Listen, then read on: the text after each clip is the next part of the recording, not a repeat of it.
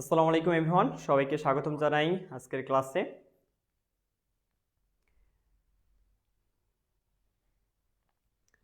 ওকে, so আমি first of all দেখে নিই লাইভটা ঠিকভাবে হচ্ছে কিনা। ওকে, এবার লিঙ্কটা শেয়ার করে দিই।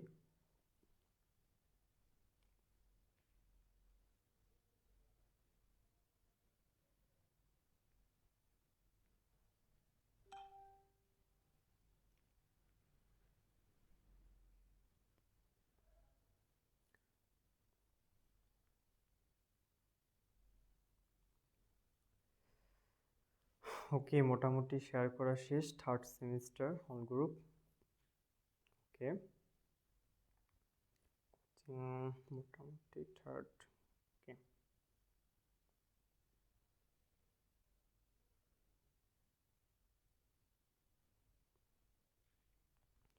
তো সবাই যারা যুক্ত হচ্ছেন তারা একটু কমেন্ট করবেন দয়া করে যে সব সাউন্ড ঠিকভাবে শুনছেন কিনা।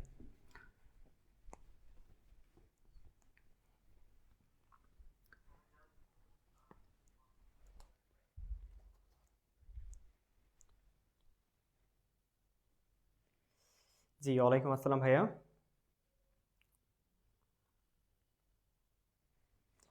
আচ্ছা, যারা যুক্ত হয়েছেন তারা একটু কাইন্ডলি কমেন্ট করেন যে ঠিকভাবে শুনছেন কিনা আপনারা। আর বেসিক্যালি আজকের ক্লাসটা আপনাদের হওয়ার কথা ছিল 9টার সময়। সিভিলে যারা পড়তেছেন আর কি, বর্তমানে সিভিল ডিপার্টমেন্টের স্টুডেন্ট, ডিপার্টমেন্টের ক্লাস সার্ভিং 1-এর সাজেশন ক্লাস নেওয়ার কথা ছিল, এটা নিতাম। বাট আমাদের আরেকটা ক্লাস এর পূর্বে হওয়ার কথা ছিল, সেটা আমাদের ডিপার্টমেন্টেরই একটা সাবজেক্ট, সেটা আমাদের স্ট্রাকচারাল মেকানিক্স। ওকে, স্ট্রাকচারাল মেকানিক্স। তো স্ট্রাকচারাল মেকানিক্স এটা পূর্বে হওয়ার কথা ছিল, সো হতে পারেনি কারণ কারেন্ট চলে গেছিলো। তো এখন ভাবলাম যে যেহেতু 9টার সময় একটা ক্লাস নেওয়ার কথা ছিল, সো ওই ক্লাসটাই না হয় পেজে এখন ফ্রি করে দিই। হ্যাঁ, তো আমরা স্ট্রাকচারাল মেকানিক্সের যে ক্লাসটা এখন করবো সেটা মূলত পেইড ক্লাস, বাট আপনাদের জন্য আবার ফ্রি করে দিচ্ছি। হ্যাঁ, তো সবাই একটু আপনারা আসেন, আপনাদের বন্ধুদেরকে একটু মেনশন করে যারা মূলত সিভিলে পড়েন আর কি।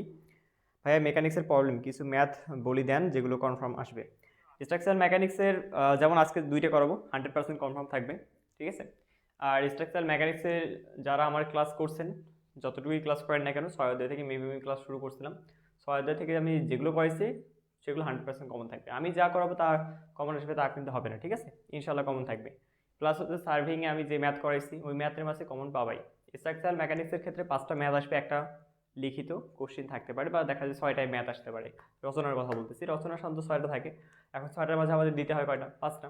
তো 5টা ম্যাথ আসবে আর কি, আর একটা থাকবে হলো আমাদের লিখিত কোশ্চিন, যেটা আর কি লিখতে হবে।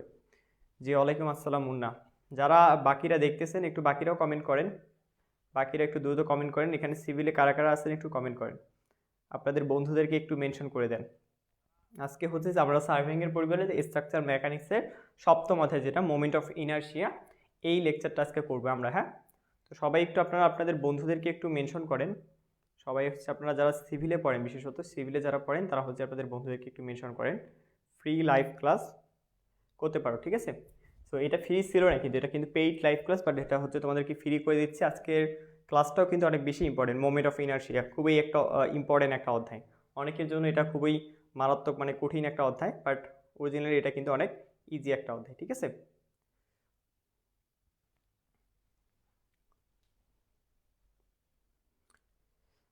ওকে, সো সবাই একটু দ্রুত যুক্ত হও। আমি ক্লাসটা এখনই শুরু করব।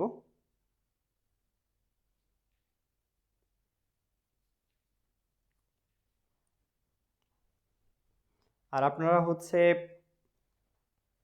যারা নতুন দেখতেছেন তারাও একটু কমেন্ট করতে পারেন যে ভাই আমি নতুন দেখতেছি। যদি কেউ নতুন দেখে থাকেন আমাকে বলেন যে আমি নতুন দেখতেছি, ফার্স্ট টাইম।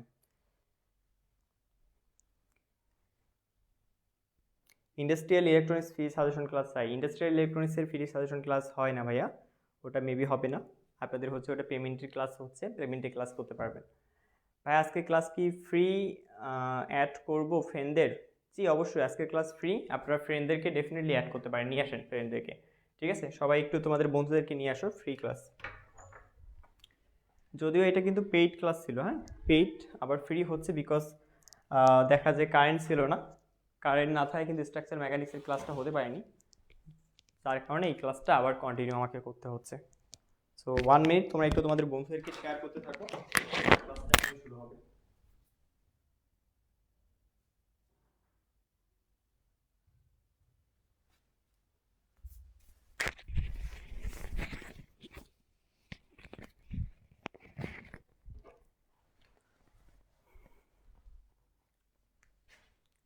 ভাইয়া রচনামূলক কোন কোন অধ্যায় থেকে আসার সম্ভাবনা বেশি? আমরা খালি এই সাবজেক্টটাকে নিয়ে ভয় লাগতেছে, বাকি সবগুলো ইনশাল্লাহ পারবো। ওকে, রচনামূলকের জন্য যদি কথা বলি স্ট্রাকচারাল মেকানিক্সের ক্ষেত্রে, সো রচনামূলকের বেশ কয়েকটা অধ্যায় আছে অবশ্য।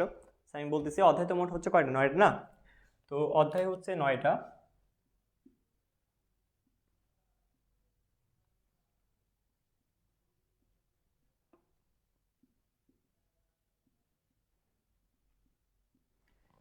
স্ট্রাকচারাল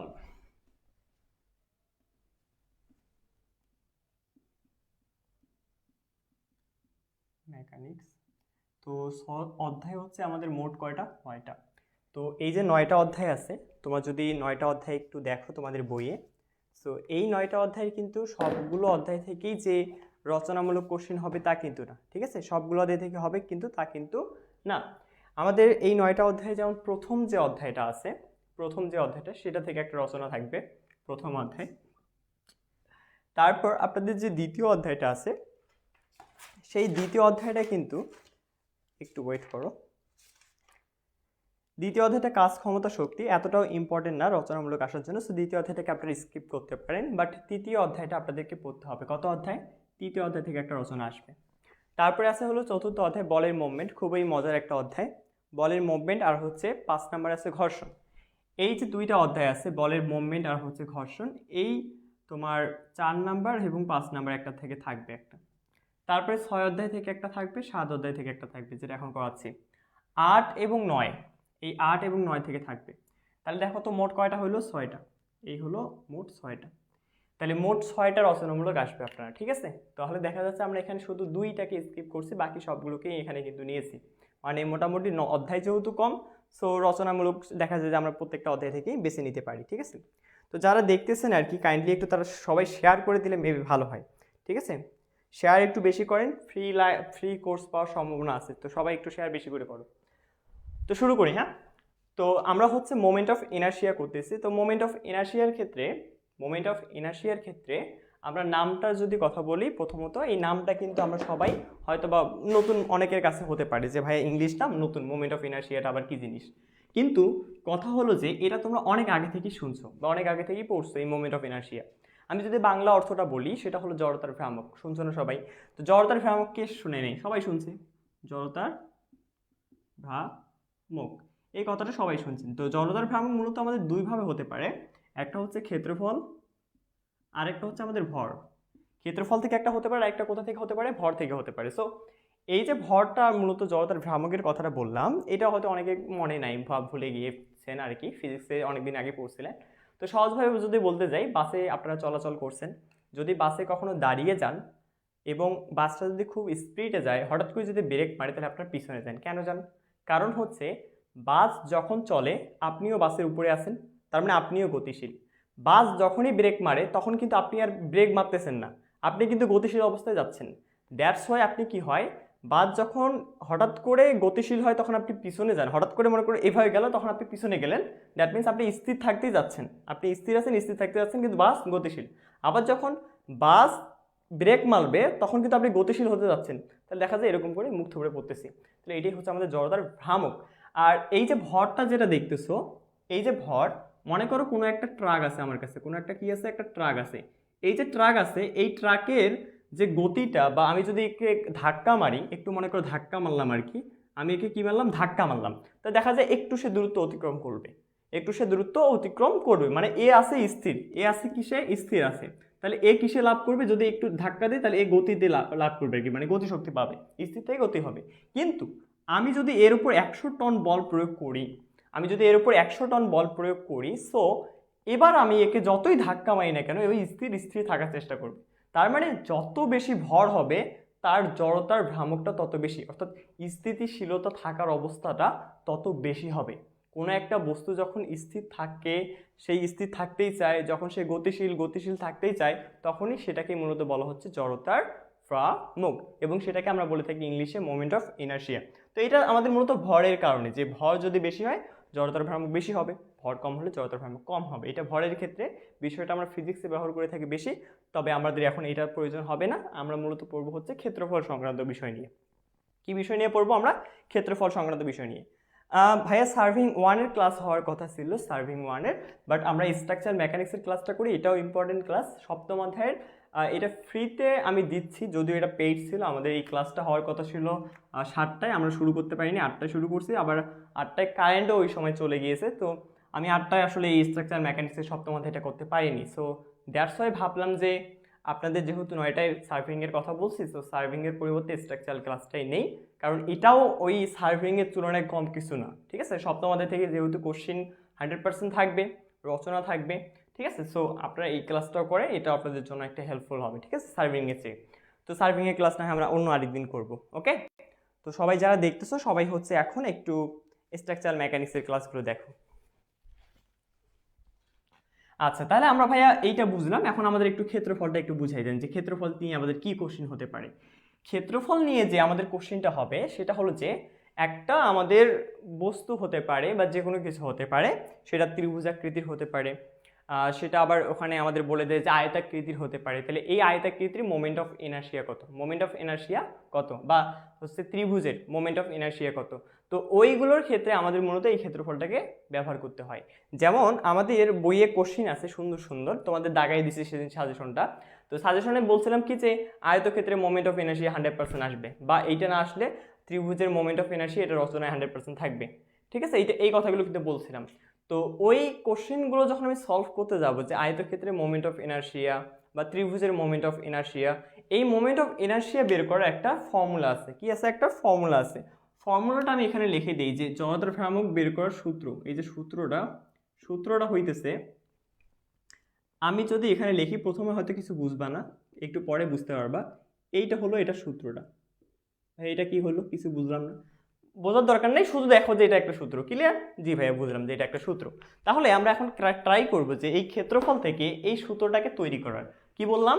ক্ষেত্রফল থেকে আমরা এই সূত্রটাকে একটু তৈরি করার বা একটু আবিষ্কার করার ট্রাই করি যে ভাইয়া পারি কিনা। তো এইটা যখন আমরা আবিষ্কার করার ট্রাই করব, তখন আমার বইয়ে আমাদের সংক্ষিপ্তে আরেকটা প্রশ্ন করে দিয়েছে। বইয়ে আমাদের সংক্ষিপ্তে কি করছে? আরেকটা সুন্দর কোশ্চিন করে দিয়েছে, যে একটু ওয়েট করো, আমি কোশ্চিনটা একটু দেখে নেই। যে দ্বিতীয় মোমেন্ট এরিয়া বের করো, এরকম একটা কোশ্চিন আছে। সো দ্বিতীয় এরিয়া মোমেন্ট উপপাদ্যটি বিবৃত করো। এই কোশ্চিনটা হচ্ছে তোমাদের বইয়ে, দেখবা আমি একটু দেখাই দেই, অনেকভাবে দেওয়া আছে। দেখো, যদি একটু লক্ষ্য করো, অনেকভাবে এই কোশ্চিনটা তোমাদের কিন্তু উপস্থাপন করছে। দেখো, দ্বিতীয় এরিয়া মোমেন্ট উপপাদ্যটি বিবৃত করো, তারপর হচ্ছে ক্ষেত্রফলের দ্বিতীয় মোমেন্ট চিত্র সহ বর্ণনা করো। দেখছো কতবার আসছে? রিসেন্ট বোর্ডে আসছে। ইনশাল্লাহ ধরে নাও যে এই কোশ্চিনটা তোমাদের 2023 সালেও ইনশাল্লাহ থাকবে, ঠিক আছে। আচ্ছা, তাহলে আমি কোনটা কোশ্চিন লিখবো? একটা কোশ্চিন লিখলে হয়। দ্বিতীয় এরিয়া মোমেন্ট ব্যাখ্যা করো। এই যে কোশ্চিন, দ্বিতীয় এরিয়া মোমেন্ট ব্যাখ্যা করো। দ্বিতীয় মোমেন্ট এরিয়া কি করো? ব্যাখ্যা করো। ওকে, সো এই হলো কোশ্চিন। এই কোশ্চিনটা কেন করলাম? এই কোশ্চিন থেকে আমরা এটা প্রুফ করব, ওকে। আর এই কোশ্চিনটা দেখতেছো বইয়ে আছে, সো এক ঢিলে আমরা দুই পাখি মারি, ঠিক আছে। তো ভাইয়া কেমনে করবেন আপনি এটা? এটা করার জন্য আমাদের যে কাজটা করতে হবে, দ্বিতীয় বলছে, তারপরে বলছে এরিয়া, তারপরে বলছে মোমেন্ট। তো আমাদের প্রথমত জানতে হবে ক্ষেত্রফল কি। ক্ষেত্রফল তো ভাই আমরা বুঝি। মোমেন্ট কি? ভাই এটা তো বুঝি না। মোমেন্ট কিন্তু বোঝো তোমরা, ষষ্ঠ অধ্যায় যারা করছো তারা কিন্তু বোঝো। ষষ্ঠ অধ্যায়ের ফ্রি ক্লাসটা ইউটিউবে আছে, দেখে নিবা। মোমেন্ট বলতে মূলত আমাদের বোঝায় মোমেন্ট, এই যে মোমেন্ট, বল গুণন লম্ব দূরত্ব, এই জিনিসটা আমাদের হচ্ছে মোমেন্ট, ওকে। অথবা আমরা আরেকভাবে বলতে পারি ক্ষেত্রফল গুণন লম্ব দূরত্ব। দুইভাবে আমরা মোমেন্ট বলতে পারি, একটা বল আর একটা হচ্ছে ক্ষেত্রফল। তাহলে ভাইয়া মোমেন্টটা বুঝলাম, এরিয়াটা বুঝলেন তো ভাইয়া? এরিয়াটা হচ্ছে ক্ষেত্রফল। আমরা তাহলে একটা যে কোনো একটা এই যে ভূমি নিতে পারি, এটা মনে করো আমাদের জমি। আমরা এই জমিটার হচ্ছে মোমেন্ট অফ ইনার্শিয়া বের করতে যাচ্ছি। তো যখন আমি এই জমিটার মোমেন্ট অফ ইনার্শিয়া বের করবো, তখন আমাদের কিছু রেফারেন্স লাইন লাগে। যে রেফারেন্স লাইনের সাহায্যে আমি কি করবো? এটার ক্ষেত্রফলটা মাপবো। এটা কিন্তু আবার ষষ্ঠ অধ্যায়ে যাচ্ছে, অর্থাৎ এই সপ্তম অধ্যায়টা আর ষষ্ঠ অধ্যায়টা একই কিন্তু। এই যে তোমার অধ্যায় হচ্ছে সপ্তম, অধ্যায় কত, অধ্যায় এখন করাচ্ছি 7, এই অধ্যায় 7 আর হচ্ছে তোমার অধ্যায় 6, দুইটা ভাই ভাই। যদি তুমি একটা না পারো আরেকটা ভালোভাবে বুঝবা না, কারণ এটার অনেকগুলো প্রমাণ আছে যেটা আমাদের 6 অধ্যায়ে সূত্র লাগবে। ঠিক আছে, সূত্র যদিও লাগে না, বাট 6 অধ্যায়ের সাথে অনেকটা মিল রয়েছে। তো আমাদের রেফারেন্স লাইন হিসেবে আমরা যেটা নেব সেটা হলো, মনে করো দুইটা অক্ষ নেব, একটা হচ্ছে এক্স অক্ষ আর একটা কি অক্ষ, ওয়াই অক্ষ নেব। ঠিক আছে, একটু বেশি বড় হয়ে গেছে, ছোট করে দিই। এই যে এটা হলো আমার এক্স অক্ষ, এক্স অ্যাক্সিস, এটা হলো আমাদের ওয়াই অক্ষ। জি ভাইয়া নিলেন, তারপর কি করব? তারপরে আমরা হচ্ছে এইটার মানে ক্ষেত্রফল বের করবো, এরিয়া বের করবো। তো এখন এরিয়া বের করার জন্য একটা কাজ করবো আমরা প্রথমে। কি কাজ? যে আমরা এর ভেতরে একটা ক্ষুদ্র ক্ষেত্রফল চিন্তা করব, এর ভেতরে একটা কি চিন্তা করব, ছোট্ট ক্ষেত্রফল চিন্তা করব। এখন এই ক্ষেত্রফল যেটা আমি চিন্তা করলাম সেটা একটা আয়ত আট করছি ছোট্ট। তো এই আয়তটার ভর কেন্দ্রটা কোথায় আছে সেটা আমাদের দেখতে হবে। ভাইয়া ভর কেন্দ্রটা আবার কি জিনিস? ভর কেন্দ্রটাই মূলত হচ্ছে ষষ্ঠ অধ্যায়। ভর কেন্দ্র যদি সহজভাবে বলি যে কোনো একটা বস্তু আছে এরকম, এই বস্তুটার মাস যে জায়গাটা আছে সেই জায়গাটা হচ্ছে আমাদের ভর কেন্দ্র। অর্থাৎ এই যে কলমটা আছে বা মার্কারটা আছে, এই মার্কারের যে ভর একটা নির্দিষ্ট আছে, মনে করো 20 গ্রাম 30 গ্রাম, এই ভরটা এটা দেখা যায় একটা মধ্যবিন্দুতে কেন্দ্রভূত হয়। দ্যাটস হোয়াই এইটাকে, দ্যাটস হোয়াই দেখবে যে আমি যদি মার্কারটাকে আমার দাড়ি পাল্টায় এভাবেও রাখি তাহলেও এটার ওজন 20 গ্রাম, আবার যদি আমি এভাবেও রাখি তাহলে এটার গ্রাম কি ওই 20 গ্রামে হবে। অর্থাৎ এর যে ভর একটা আছে সেই ভরটা কোনো একটা বিন্দুতে কেন্দ্রভূত হয়, ওই বিন্দুটাকে মূলত বলা হয় ভর কেন্দ্র। তাহলে আমি ধরে নিচ্ছি যে এইটা হচ্ছে এটার ভর কেন্দ্র। তাহলে এবার কি করবেন ভাইয়া? এইবার মূলত আমরা এই যে রেফারেন্স লাইনগুলো আছে সেই লাইনগুলো থেকে এটার দূরত্বটা নির্ণয় করব। এই যে দূরত্ব নির্ণয় করলাম। কি দূরত্ব ভাইয়া? আমি তো জানি না এখান থেকে এতটুকু দূরত্ব কত, জানি না। তো কি হয়েছে, আমরা জানি যে এটা ওয়াই অক্ষ বরাবর গেছে, তাহলে আমরা এটাকে ওয়াই দূরত্ব ধরলাম। আমরা জানি যে এখান থেকে এতটুকু এক্স অক্ষ বরাবর গেছে, কোন অক্ষ বরাবর? এক্স অক্ষ বরাবর। তো এটাকে আমি এক্স ধরলাম। জি ভাইয়া বুঝলাম। তাহলে এখন তোমরা এই যে কাজগুলো করলা, এই কাজগুলোকে কি বাংলা কথায় লিখতে পারবা না? যে এখানে তুমি কি কি ধরছো, মনে করি ধরি যে এক্স অক্ষ ওয়াই অক্ষের সাপেক্ষে একটি ক্ষেত্রফল বিবেচনা করি। সেই ক্ষেত্রফলে একটা ক্ষুদ্র ক্ষেত্রফল হিসেবে আমরা কি চিন্তা করছি? আমরা ক্ষুদ্র ক্ষেত্রফল হিসেবে আমরা এখানে ডিএ নিয়েছি। কি নিয়েছি? আমরা এখানে ডিএ ব্যবহার করছি। তো এই যে ক্ষুদ্র ক্ষেত্রফলটা নিয়েছি ডিএ, সেটা কার সাপেক্ষে নিয়েছি? এক্স অক্ষের সাপেক্ষে। সেটার দূরত্ব কত? ওয়াই, এবং ওয়াই অক্ষের সাপেক্ষে দূরত্ব কত? এক্স। এই কথাগুলো সম্পূর্ণ তোমার বইয়ে লেখা আছে, তুমি বই দেখে দেখেও লিখতে পারবা। মেইন হচ্ছে তোমার টপিক যে এটাকে বুঝতে হবে। হ্যাঁ, তো এবার আসো, এরপরে আমরা কি করতে পারি, আমরা আসলে ওই সূত্রটা কোথা থেকে পাবো বা নিয়ে আসবো। আমরা যে কাজটা করবো এখন সেটা হলো যে এখানকার মোমেন্ট বের করবো। এই দেখো মোমেন্ট, মোমেন্ট আছে না, আমরা এখানকার মোমেন্ট বের করবো। ঠিক আছে, আমাদের মোমেন্ট অফ ইনার্শিয়া যাওয়ার দরকার নেই, আমরা বের করবো হচ্ছে মোমেন্ট। তাহলে যখন আমরা মোমেন্ট বের করতে যাব, এই যে মোমেন্ট যখন আমি বের করতে যাব, মোমেন্ট অফ এক্স, এক্স অক্ষের সাপেক্ষে যখন আমি মোমেন্ট বের করব, যখন আমি এক্স অক্ষের সাপেক্ষে মোমেন্ট বের করব তখন আমার লাগবে কি? ক্ষেত্রফল গুণন হচ্ছে লম্ব দূরত্ব। ক্ষেত্রফল গুণন লম্ব দূরত্ব। তো ক্ষেত্রফল হচ্ছে ভাই আমার ডিএ, এবং লম্ব দূরত্বের যদি কথা বলি ওয়াই, তাহলে ওয়াই ইন্টু কি ডিএ লিখতে পারবো? এটা হয়তো অনেকে বোঝো নেই, আমি আবার ক্লিয়ার করে দিচ্ছি। আমরা মূলত এখানে যে কোশ্চেনটা সলভ করতেছি সেই কোশ্চেনে বলা হচ্ছে যে দ্বিতীয় এরিয়া মানে দ্বিতীয় ক্ষেত্রফল মোমেন্ট ব্যাখ্যা করো, বা কোশ্চেনটা আরও বইয়ে অনেকভাবে লেখা আছে যে মোমেন্ট নির্ণয় করো। সো ওই ক্ষেত্রে আমরা কি করতেছি? মোমেন্টের সূত্র অ্যাপ্লাই করতেছি, যেহেতু আমাদের মোমেন্ট বের করতে হবে। হ্যাঁ, তাহলে মোমেন্টের সূত্র কি ভাইয়া? যে লম্ব দূরত্ব ডিভাইডেড বাই ক্ষেত্রফল। কিন্তু কথা হচ্ছে ভাইয়া লম্ব দূরত্ব তো এখানে দুইটা, একটা হচ্ছে এই যে ওয়াই আর একটা হচ্ছে এক্স। তাহলে আপনি ওয়াই কেন এখানে নিলেন? কারণ হচ্ছে এইটা মূলত এক্স অক্ষের সাপেক্ষে। দেখো আই এক্স, তাহলে এক্স অক্ষের সাপেক্ষে দূরত্ব কত? আই এক্স মানে ভাইয়া লম্ব দূরত্ব ওয়াই। যদি আমি এর পরের লাইনে আরেকটা করব, যা যদি অথবা অথবা আমি লিখি যে অথবা যদি আমি আই ওয়াই নিই, তাহলে আমাদের এবার মোমেন্ট অফ এরিয়া কি হবে? তাহলে আমাদের মোমেন্ট অফ এরিয়া হবে যে x into DA. Simple, right? Okay ভাইয়া সিম্পল। কিন্তু এখানে আরেকটা কথা বলছে ভাইয়া, দ্বিতীয়, এই দ্বিতীয়টাই হচ্ছে আমাদের মোমেন্ট অফ ইনার্শিয়া। এই দ্বিতীয়টা মোমেন্ট অফ ইনার্শিয়া তখনই হবে যখন আমি এখানে আরেকটা ওয়াই দেবো, কিংবা এখানে যখন আমি আরেকটা এক্স দ্বারা গুণ করব। অর্থাৎ আমার যে দূরত্বগুলো আছে, এই যে দূরত্বগুলো আছে ভরকেন্দ্র পর্যন্ত দূরত্ব, এই দূরত্বটাকে যখন আমি আবার রিপিট করব তখনই আমি এখান থেকে পাবো হচ্ছে মোমেন্ট অফ ইনার্শিয়া। তাহলে দেখো তো এখানে কি আসে ভাইয়া? ওয়াই স্কোয়ার আসে, ডিএ আসে, আর এখানে আই এক্স এক্স বা আই এক্স। আমি যখন এটাকে ইন্টিগ্রেট করবো এখন, মানে সম্পূর্ণ পৃষ্ঠের সম্পূর্ণ এটার ক্ষেত্রফল বের করব, তখন এখানে আমি ধরে নেব যে আই এক্স এক্স আসবে, আর এখানে আসবে হলো এরকম বিষয়টা। এই যে ইন্টিগ্রেট চিহ্ন দিলাম।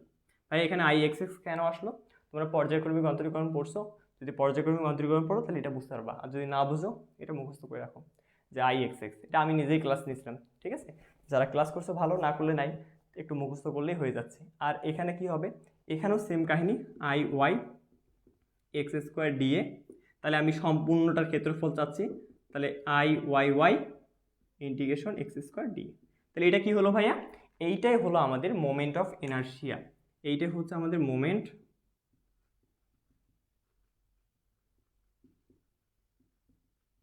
শিয়া, এইটাই হচ্ছে আমাদের মোমেন্ট অফ ইনারশিয়া। এতটুকু পর্যন্ত সবাই যদি একটু বুঝতে পারেন, সবাই একটু ডান লেখেন। এতটুকু পর্যন্ত সবাই বুঝতে পারলে একটু ডান লেখেন। এতদূর পর্যন্ত সবাই বুঝতে পারছেন? সবাই বুঝতে পারলে একটু ডান লেখেন।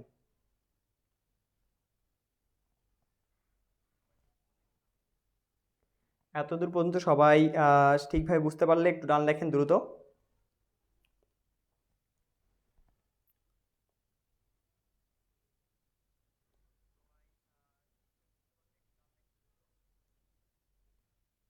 ওকে, বাকিরাও একটু লেখো।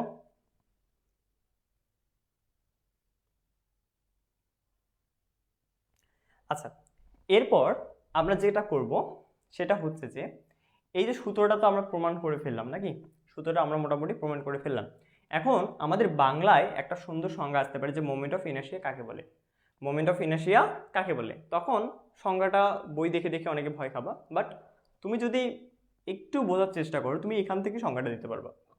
এখানে তুমি কি দেখতেছো, এখানে ভাই আমরা দেখতেছি যে কোনো একটি ক্ষেত্রের, আমার সংজ্ঞাটা চাইলে তুমি খাতায় লিখে নিতে পারো আমার কথাটা, কোনো একটি ক্ষেত্রের সম্পূর্ণ ক্ষেত্রফল, বা আমরা বলতে পারি ক্ষুদ্র ক্ষুদ্র ক্ষেত্রফল, ক্ষুদ্র ক্ষুদ্র ক্ষেত্রফল, বা আমরা বলতে পারি সম্পূর্ণ ক্ষেত্রফল, যে কোনো একটা লাগাবা। তাহলে কোনো একটা ক্ষেত্রে আমি ধরে নিচ্ছি সম্পূর্ণ ক্ষেত্রফল, কোনো একটা ক্ষেত্রে সম্পূর্ণ ক্ষেত্রফলকে এই যে আমার দূরত্বটা আছে এই দূরত্বের বর্গ দ্বারা গুণ করলে যেটা পাওয়া যায় সেটাকেই বলা হয় মোমেন্ট অফ ইনার্শিয়া। এটা শর্টকাট। এখন এই দূরত্বটা তো আসলে কোথা থেকে আসলো, এই দূরত্বটা মূলত কোনো একটা ক্ষেত্রের সম্পূর্ণ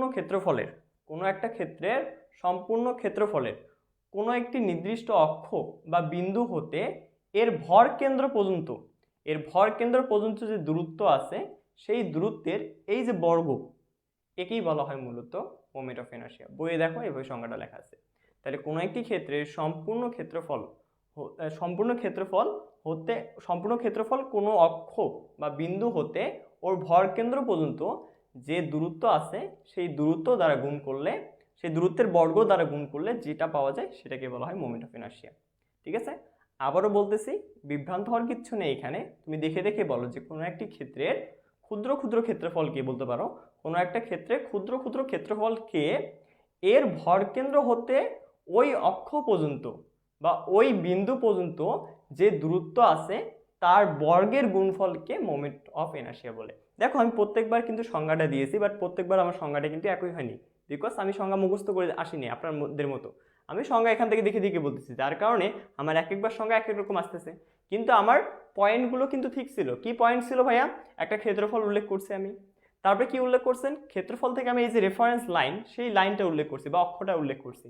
তারপরে এই অক্ষ থেকে আমি কি উল্লেখ করছি যে এই যে ক্ষেত্রটা আছে, সম্পূর্ণ ক্ষেত্রটা আছে, সেই ক্ষেত্রটার ভর কেন্দ্র পর্যন্ত দূরত্বের বর্গটাকে আমি এখানে উল্লেখ করছি। দ্যাটস ওয়াই আমার কিন্তু সংজ্ঞা সবগুলোই ঠিক হবে। ঠিক আছে, তো বইয়ের মতো করে তোমরা সংজ্ঞা লিখতে পারো বা আমার মতো করে এভাবে বানাই বানাই লিখতে পারো। তো বানাই বানাই লেখাটাই হচ্ছে মনে হয় বেটার, এটাই ভালো নিয়ম। আচ্ছা, এবার আসো আমরা আমাদের নেক্সটে চলে যাই। নেক্সট টপিক হচ্ছে আমরা আলোচনা করব আয়তক্ষেত্রে মোমেন্ট অফ ইনার্শিয়া কিভাবে বের করতে হয়। এটা আয়তক্ষেত্রের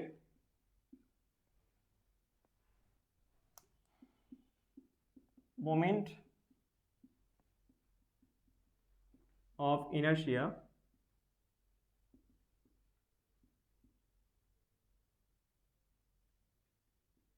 আয়তক্ষেত্রে মোমেন্ট অফ ইনার্শিয়া কত, এই যে একটা কোশ্চেনটা এসে গেছে মনে করো ইনশাল্লাহ। ঠিক আছে, ইনশাল্লাহ আমার আইডিয়া মতো ইনশাল্লাহ আয়তক্ষেত্রে মোমেন্ট অফ ইনার্শিয়া ইনশাল্লাহ আপনাদের পরীক্ষাতে এটা থাকবে। যতটুকু আমি আর কি আমার জ্ঞান সজ্ঞান বলে ততটুকু জ্ঞানেই বলতেছি যে এটা আয়তক্ষেত্রে মোমেন্ট অফ ইনার্শিয়া ইনশাল্লাহ থাকবে পরীক্ষাতে।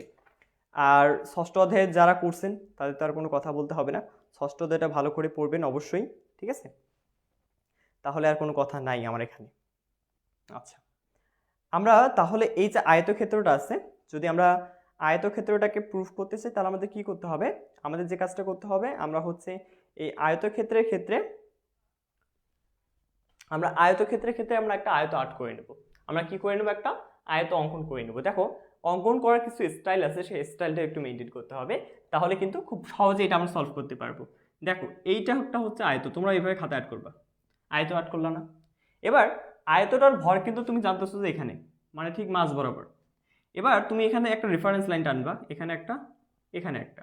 তাহলে এই যে রেফারেন্স লাইনটা টানলা তুমি, এই রেফারেন্স লাইনটা ঠিক এই মাঝ বরাবর আছে। জি ভাই আছে। তাহলে এটা এক্স, ওয়াই, ওয়াই। দেখো তো এখানে কয়টা চতুর্ভাগ, 1 2 3 4, এই চতুর্ভাগগুলো একটু মাথায় রাখবে, তাইলে হচ্ছে এটা আমার বোঝাতে সুবিধা হবে। দেখো, আমি যদি ধরে নিই যে এই আয়তটার এই যে দূরত্বটা, এই দূরত্বটা এখানে গিয়ে কারেন্ট গেছিল, সো এই যে দূরত্বটা আছে না, এটাকে ধরে নিলাম যে কত, ডি। এটাকে ধরে নিয়েছেন কত, ডি। তাহলে এই যে ডি, এই ডিটা কি দুই ভাগে ভাগ হয়েছে কিনা? জি ভাই হয়েছে। তাহলে আমি বলতে পারবো না যে এখান থেকে এতটুকু দূরত্ব হচ্ছে ডি ডিভাইডেড বাই 2, আবার এখান থেকে এতটুকু দূরত্ব হচ্ছে ডি ডিভাইডেড বাই 2। তবে এখানে একটা ছোট্ট কথা হবে, সেটা হলো মাইনাস অ্যাড হবে। এটা কি হলো? মাইনাস কেন অ্যাড হলো? কারণ আমরা জানি যে উপরে এই যে ওয়াই এর উপরে হচ্ছে প্লাস, ওয়াই এর নিচে আসলে হলো মাইনাস। তাহলে দেখো, ওয়াই এর উপরে এই যে ডি ছিল বিধায় আমি এখানে প্লাস ডি ডিভাইডেড বাই 2 দিচ্ছি, এখানে নিচে আছে বিধায় আমি এখানে মাইনাস ডি ডিভাইডেড বাই 2 দিচ্ছি। সহজ হিসাব। এবার আসো যে আমি এখন যেহেতু এইটা পুরোটার ক্ষেত্রে মোমেন্ট অফ ইনার্শিয়া বের করবো আয়তের, তাহলে আমরা একটা ক্ষুদ্র ক্ষেত্রফল চিন্তা করিনি, যে এইটা হচ্ছে আমার ক্ষুদ্র একটা ক্ষেত্রফল বা ফালি রয়েছে আমার এখানে। আমি যে কথাগুলো বলতেছি সেই কথাগুলো কিন্তু বাংলা এটা লিখতে হয়, আপনার বই থেকে এটা কিন্তু লিখে নেবেন। আমি জাস্ট প্রমাণটা করাবো, আর বইয়ে যে হাবিজাবি কথাগুলো আছে সেগুলো আপনারা কি করবেন, লিখে নেবেন। তো আমি ধরে নিচ্ছি যে এইটার আমাদের ক্ষেত্রফল হচ্ছে কত, ডিএ। আর এখান থেকে যে ভরকেন্দ্র, এই ভরকেন্দ্র পর্যন্ত এটা দূরত্ব হচ্ছে, এই যে ভরকেন্দ্র পর্যন্ত এতটুকু দূরত্ব হচ্ছে ওয়াই, আর এটার ক্ষেত্রফল হচ্ছে আমাদের ডিএ। ক্ষেত্রফল হচ্ছে কি, ডিএ। আচ্ছা, ক্ষেত্রফল যদি ডিএ হয় তাহলে আমাদের একটা কাজ করতে হবে এখানে, ছোট্ট আরেকটা কাজ, সেটা হলো যে আমাদের এখানে এখানকার দৈর্ঘ্য আর প্রস্থগুলো আমাদেরকে ধরে নিতে হবে। তো আমাদের বইয়ে যদি আমি একটু দেখি যে এখানকার দৈর্ঘ্য প্রস্থগুলোকে তারা ধরে নিয়েছে হলো, একটা ধরে নিয়েছে হলো ডিওয়াই, আরেকটা ধরে নিয়েছে হলো বি, একটা কি ধরে নিয়েছে, বিওয়াই। বোঝো নাই হয়তো। এই যে দেখো ক্ষুদ্র ফালিটা আছে না, এখানে একটু বড় করে লিখি তাহলে বুঝবা। এই যে ক্ষুদ্র ফালিটা আছে না, এই ফালিটার এতটুকুকে ওরা ধরে নিয়েছে হলো ডি ওয়াই, আর এতটুকুকে ওরা ধরে নিয়েছে বি। তাহলে আমার তো এখানে জায়গা নেই, তাহলে আমি এখানে লিখে দেই এতটুকু হচ্ছে ডি ওয়াই, আর এই পুরোটাই হচ্ছে আমাদের বি। তাহলে আমরা কি বলতে পারি না যে যেহেতু এই ছোট্ট একটা আয়ত আছে, এটা ছোট্ট একটা আয়ত, তাহলে এটার ক্ষেত্রফলের সূত্র হচ্ছে দৈর্ঘ্য গুণন প্রস্থ। তাহলে আমরা কি লিখতে পারি না এরকম? তাহলে আমরা কি বলতে পারি না যে ক্ষুদ্র ক্ষেত্রফল ইকুয়াল দৈর্ঘ্য গুণন প্রস্থ? এরকমটা কি বলতে পারবো না? বি গুণন ডিওয়াই, অবশ্যই বলতে পারবো, কারণ এটা ক্ষেত্রফল, আপনি দৈর্ঘ্য গুণন প্রস্থ দিয়েছেন, এটা তো দিতেই পারি। তাহলে সবসময় মাথায় রাখবা যে আমরা এখানে একটা নোট করে নেই যে আমরা এই ক্ষেত্রে ডিএ মানে জানবো হচ্ছে বি ইন্টু ডিওয়াই, এতটুকু জেনে নেব। আচ্ছা, তাহলে এরপরে আমরা তাহলে এখন মেইন প্রমাণের দিকে চলে যাই। আর তেমন কিছু নেই। মেইন প্রমাণ করার জন্য আমাদের কি লাগবে? এই যে ফর্মুলাটা লাগবে, যে মোমেন্ট অফ ইনার্শিয়া বের করার সূত্র, জড়তার ভ্রামক বা মোমেন্ট অফ ইনার্শিয়া বের করার সূত্রটা। তাহলে আমরা লিখতে পারি যে, আমরা জানি, তোমরা কিন্তু এর আগে কিছু কথা ছিল, সেই কথাগুলো অবশ্যই লিখবে তোমরা বই দেখে দেখে। আমি আবারও বলতেছি, এর আগে কিছু কথা ছিল, আমি একটু তোমাদের দেখাই দেই, তাহলে মেবি তোমাদের জন্য ভালো হবে। এই যে কথাগুলো আছে না, এই যে কথাগুলো আছে, এই কথাগুলো একটু কষ্ট করে হলো তোমরা কি করবা, দেখে নিবা, ঠিক আছে? এই যে লেখাগুলো আছে, এই যে লেখাগুলো। আচ্ছা, তাহলে আমি ডিরেক্ট সূত্র লিখি। আমরা জানি যে কোনো একটা অক্ষের সাপেক্ষে তুমি করবা। আমি ধরে নিচ্ছি যে আমরা এক্স অক্ষের সাপেক্ষে কি বের করবো, আয়তক্ষেত্রে মোমেন্ট অফ ইনার্শিয়া বের করবো। তাহলে এক্স লিখলাম। তাহলে এক্স লেখার পর আমি কি লিখবো, ব্র্যাকেট ডিএ লিখলাম। জি ভাই লিখলেন। এখন আমরা তাহলে মান বসাই দিই। এই যে ডি এর মানটা আমরা বের করছিলাম না এখানে, সেই মানটা আমরা এখানে বসাই দিই। আর এখানে আমরা একটা কাজ করব, যে লিমিটও বসাই দেবো। কি বসাই দেবো আমরা এখানে? লিমিটের মানটা বসাই দেবো। লিমিট ভাই কোথায় আবার পাইলেন? এই যে দেখো, আমি যেহেতু একটা আয়তের মোমেন্ট অফ ইনার্শিয়া বের করতেছি, তাহলে এই আয়তটার এতটুকু দূরত্ব আসলে কত সেটা আমাদের জানা দরকার। ভাই আমরা কতটুকু দূরত্ব পর্যন্ত আসলে আয়তের কি বের করতে যাচ্ছি, মোমেন্ট অফ ইনার্শিয়া বের করতে যাচ্ছি। আমরা মূলত এই যে মাইনাস ডি বাই 2, এখান থেকে এই যে এতটুকু দূরত্ব আর এতটুকু দূরত্বের মাঝে কি বের করতে যাচ্ছি, আয়তক্ষেত্রটার মোমেন্ট অফ ইনার্শিয়া বের করতে যাচ্ছি। তাহলে আমাদের এই যে লোয়ার লিমিট যেটা আছে মাইনাস ডি বাই 2, এটা দিতে হবে। আর আপার লিমিট যেটা আছে আমাদের এই যে, এই যে আপার লিমিট, এইটা দিতে হবে। ক্লিয়ার নাকি ক্লিয়ার করতে পারিনি? আমি মানে বোঝাতে পারিনি নাকি? আমি বলতেছি কি যে তুমি তো এই যে ইন্টিগ্রেশন চিহ্নটা দিছো না, বড় করে লিখি, তুমি যে এই যে ইন্টিগ্রেশন চিহ্নটা দিছো না, তা ইন্টিগ্রেশন চিহ্ন মানে কি ভাইয়া? সম্পূর্ণ ক্ষেত্রফল বের করবো। তা সম্পূর্ণ ক্ষেত্রফল আসলে কত বড়? তোমার আয়তক্ষেত্রটা তো এত বড় হতে পারে না ভাই, এত বড় হবে না। কারণ কি আপনি বলে দিচ্ছেন যে এতটুকু থেকে এতটুকু, এতটুকু থেকে এতটুকু দূরত্ব হচ্ছে -d/2, আর এতটুকু থেকে এতটুকু দূরত্ব হচ্ছে d/2, তাহলে এখান থেকে এখানে, সেই জন্য আপনি লিখছেন কি লোয়ার লিমিট মাইনাস এইটা, আপার লিমিট এইটা। শেষ বাংলা কথা। এরপরে দেখো সহজ জিনিস, সহজভাবে একটু ক্যালকুলেশন করবে তাহলেই হয়ে যাবে। আচ্ছা, তাহলে এবার কি করবেন ভাইয়া? এইবার আমাদের জাস্ট সিম্পলি যে ডি এর মানটা আছে এই লাইনটে আমরা ডি এর মানটা বসাই দেবো। তাহলে হচ্ছে -d/2, d/2, ডি এর মান কত? এই দেখো বি ডিওয়াই, বি ডিওয়াই, এটা হচ্ছে আমাদের কার মান? এটা হচ্ছে আমাদের ডি এর মান। তাহলে এরপরে আমরা যে কাজটা করব সেটা আমরা এই সাইডে করার ট্রাই করতেছি। তো আমরা এই দিকে করব, সবার আশা করি এই বোর্ডটা দেখা যাচ্ছে। তো দেখো আমি এই যে বিটা দেখতেছি, বিটা হচ্ছে আমার ধ্রুবক, ধ্রুবকটাকে আমি কাইন্ডলি একটু বাইরে নিয়ে আসবো। বিটাকে বাইরে নিয়ে আসলাম, এখানে -d/2, আর এখানে যে ওয়াই স্কোয়ারটা আছে, ওয়াই স্কোয়ার থাকলে এখানে কি থাকবে? ডিওয়াই থাকবে। এবার তোমাদের একটা সূত্র শিখতে হবে, সেটা হলো আমাদের xn এর সূত্র। যদিও বা এগুলো সূত্র শিখে একদম শেষ করছো। তো xn এর সূত্র কি? n+1, নিচেও হচ্ছে n+1, এই সূত্রটা আমাদের শিখতে হবে এখানে। তা আমি এখন একটা কাজ করি, এখানে একেবারে সূত্রটা লিখে দিচ্ছি। তাহলে y³ নিচে হবে কি? কিউব। কেন কিউব হলো? n+1 মানে কি? n বলতে এই উপরেরটা, তাহলে এখানে হচ্ছে 2 হলো আমাদের n এর মান। তাহলে n+1, 2+1 মানে হচ্ছে 3, ডিভাইডেড বাই কি? আবার n+1 মানে হচ্ছে 3, সেজন্য 3 দিচ্ছি। আর লিমিটগুলোকে এখন এই যে এখানে বসাই দিলাম। ঠিক আছে, এর পরের লাইন দেখো, নিচে দেখা যাচ্ছে তো নাকি? নিচে তো দেখা যাচ্ছে।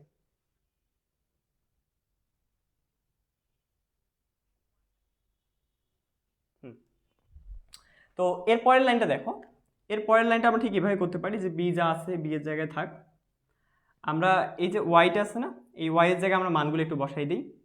তাইলে হচ্ছে আমাদের বিষয়টা হবে এরকম যে d/2,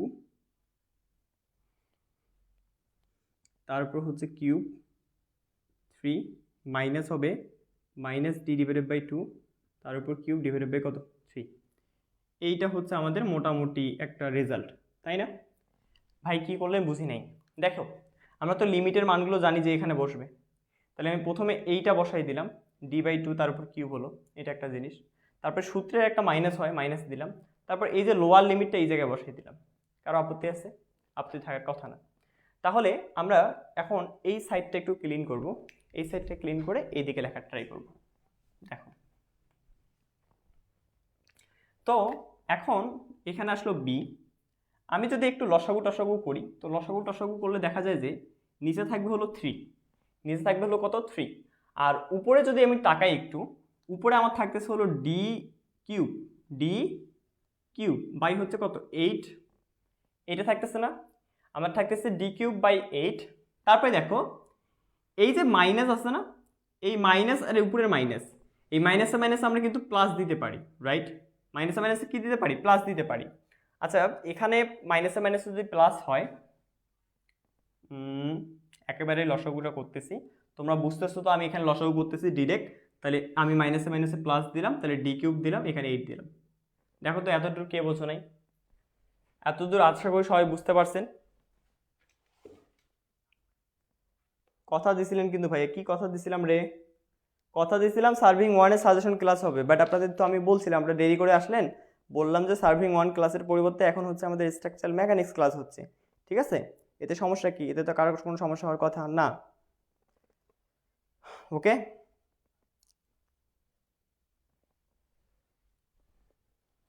ঠিক আছে। আচ্ছা এখন আমরা একটা কাজ করতে পারি, এখানে একটা ছোট্ট যদি কাজ করি, বা এখানে যদি আমি কাজটা করতাম মেবি অনেক ভালো হইতো, সেটা তোমাদের জন্য একটা ভালো হইতো বা হেল্প হইতো। তো একেবারে যেহেতু হয়ে গেছে, যা হওয়ার তা হয়ে গেছে, আমি যদি এখানে একটু ক্যালকুলেশন করি দেখি কত আসে রেজাল্ট। এখানে বি, এখানে 8, তাই না? 8 আসতেছে, 3 আসতে 24, এখানে আসতেছে হলো দেখো, এই দেখো তোমরা তো এতটুকু বুঝছো নাকি, এতটুকু তো বুঝছো নাকি, সব কিছু এতটুকু বুঝছো।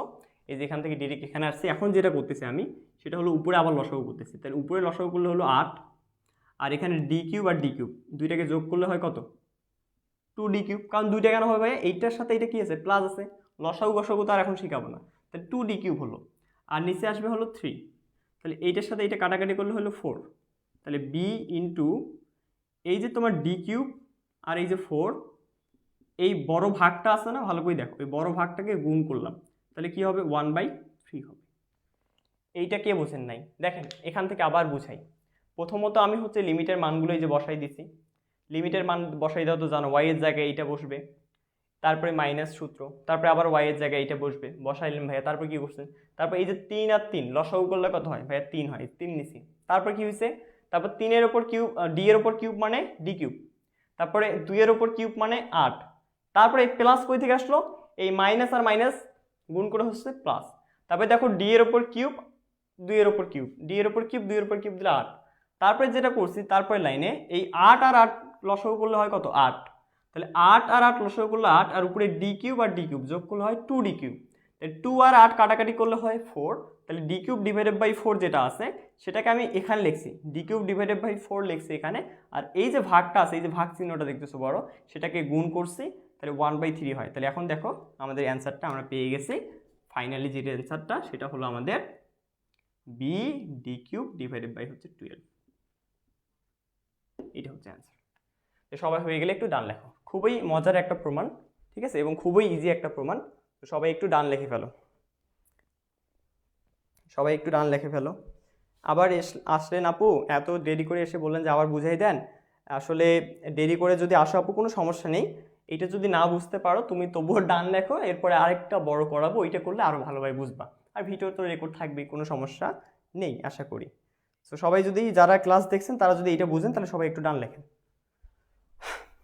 আমরা এরপরে হচ্ছে ত্রিভুজের ভর কেন্দ্রটা বের করবো, বড়টা বের করবো। হ্যাঁ, বড়টা করলে এই ছোটটা তোমাদের কাছে কিছু মনে হবে না,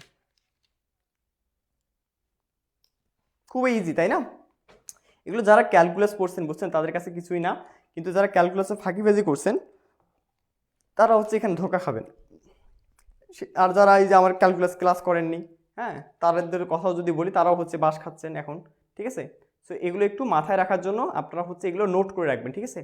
আপনাদের বইয়ে অনেক শর্টকাট ইউজ করা আছে, শর্টকাটগুলো কিন্তু বুঝবেন না, দেখা যায় ঝামেলার মাঝে পড়ে যাবেন, ঠিক আছে। আচ্ছা, তো এরপরে হচ্ছে আমরা প্রুফ করব হচ্ছে আমাদের নেক্সট টপিকটা। নেক্সট হচ্ছে আমাদের ত্রিভুজেরটা আমরা আর কি প্রুফ করার ট্রাই করবো, ঠিক আছে। তো ত্রিভুজেরটা আমরা প্রুফ করব। এখন এটা আমি একটু মিশাই দিই। আয়তের ক্ষেত্রে মোমেন্ট অফ ইনার্শিয়া কত, এবার আমরা লিখবো হচ্ছে ত্রিভুজের মোমেন্ট অফ ইনার্শিয়া কত।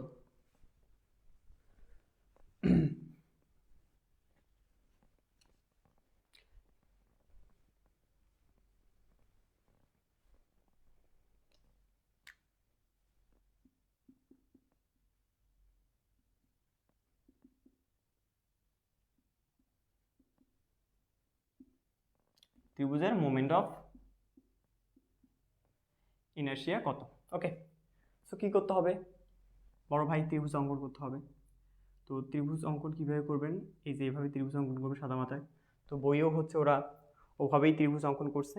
তো আমরা হচ্ছে ত্রিভুজটা এই ক্ষেত্রে একটু বিষয়টা আলাদা, মানে ত্রিভুজটা একটু অন্যরকমভাবে ট্রাই করব। এই যে একটু বড় করে অ্যাড করি, এই ক্ষেত্রে আমরা ত্রিভুজের ক্ষেত্রে যেটা করবো সেটা একটা ক্ষুদ্র ফালি ধরবো, ঠিক আছে। ক্ষুদ্র ফালি আমরা ধরে নিলাম যে এটার আমরা ক্ষেত্রফল প্রথমে বের করার ট্রাই করবো, তারপর আমরা সম্পূর্ণ ক্ষেত্রফল বের করবো। তো নাম দিলাম এ বি সি একটা ত্রিভুজ, যার এইটার প্রস্থ হচ্ছে বি, আর উচ্চতা হচ্ছে আমাদের এইচ। প্রস্থতা মানে মাথায় রাখবা, প্রস্থকে সবসময় বি দ্বারা প্রকাশ করা হয়, কি দ্বারা, বি দ্বারা। হ্যাঁ, এটা একটু মাথায় রাখবা। এবার আসো আমাদের এই যে এখানকার যে দূরত্বটা, সেই দূরত্বটাকে তারা ধরছে হলো এস দিয়ে, বইয়ে ধরছে হলো এস দিয়ে, এবং হচ্ছে এতটুকু যে ডিস্টেন্স, এই যে এতটুকু যে ডিস্টেন্স দেখতেছো সেই ডিস্টেন্স হচ্ছে ডিওয়াই, ঠিক আছে। তো বইয়ের মতো করে দিলাম যে আমরা সব কিছু এখানে লিখে রাখলাম, যে মোটামুটি একটা ত্রিভুজ আমরা দেখলাম যে এবিসি একটা ত্রিভুজ আছে, সেই ত্রিভুজে আমরা একটা ছোট্ট ফালি নিলাম, সেই ফালিটার এখান থেকে এতটুকু দূরত্ব আমরা এস ধরলাম, আর এতটুকুর পুরুত্ব হচ্ছে কত, ডিওয়াই, ঠিক আছে ভাই। সব কিছু হলো। তাহলে মোমেন্ট অফ ইনার্শিয়া বের করতে চাচ্ছি। তো মোমেন্ট অফ ইনার্শিয়ার ক্ষেত্রে এই যে এসটা আছে না, এসের একটা ভ্যালু আছে কিন্তু, তো সেই ভ্যালুটার বের করার ফর্মুলা হচ্ছে কি যে এখানে একটা সদৃশ ত্রিভুজ গঠন হচ্ছে, সেই সদৃশ ত্রিভুজ থেকে এস বের করা যায়। তো ওটা ষষ্ঠ অধ্যায়ে শিখে আসছি। তো এখন এই এস এর শেখানোর সময় নেই, তোমরা হচ্ছে এস এর যে ফর্মুলাটা আছে সেই ফর্মুলাটা এখন হচ্ছে ডিরেক্ট মুখস্থ করবা, ঠিক আছে? এই যে এস এর যে ফর্মুলাটা লিখে দিচ্ছি, এই ফর্মুলাটা হচ্ছে তোমার ডিরেক্ট মুখস্থ করে রাখবা। এই যে এই ফর্মুলাটা b into h minus y divided by হচ্ছে এইচ, এই ফর্মুলাটা কি করবা একটু মুখস্থ করে রাখবা। তাহলে আমরা হচ্ছে কিছু লেখা ডেফিনেটলি এখানে লিখতে হবে, রাইট? কিছু লেখা, তো সেই লেখাটা আবার দেখাই দিচ্ছে আপনাদের বইয়ে। লেখাতে কেমন কিছু নেই ভাই যে আপনারা লিখতে পারবেন না, এই যে লেখাগুলো আছে না, এই লেখাগুলোই আপনাদের লিখতে হবে। এই যে প্রথমে যে লেখাগুলো আছে, ঠিক আছে? তো এই লেখাগুলো আপনাদের কি করতে হবে, লিখতে হবে। ওহো, লাইটটা নড়ে গেল কেন?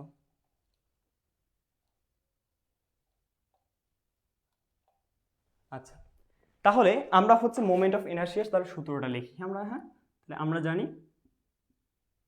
কি জানি আমরা, যে I x y square is equal d. তাহলে দেখো তো এখানকার ডি এর সূত্রটা আমরা কি লিখতে পারি বলো তো?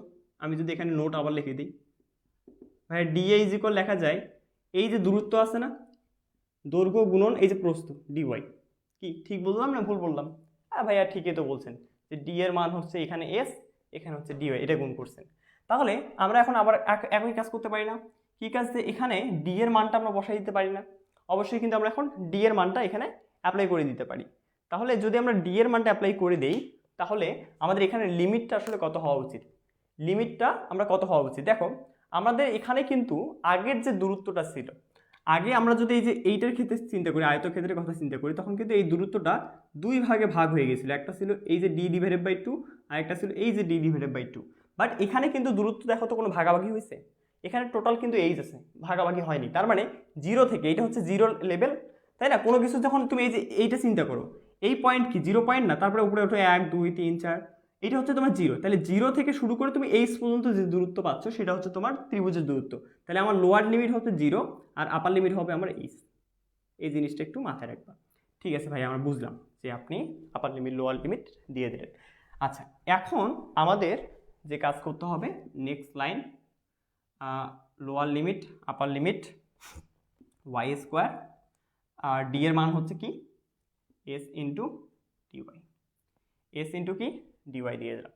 ঠিক আছে, সো এতদূর পর্যন্ত বুঝলে তোমরা একটু কষ্ট করে ডান লেখো। স্যার এটা কত নাম্বার? স্যার এটা কত নাম্বার? তোমরা একটু তোমাদের বই খোলো, বইয়ের টেকনিক্যালে 3 নাম্বারে আছে। আর যাদের হক আছে তারাও একটু বের করো, সংক্ষিপ্ত বের করো, রচনাও বের করতে পারো।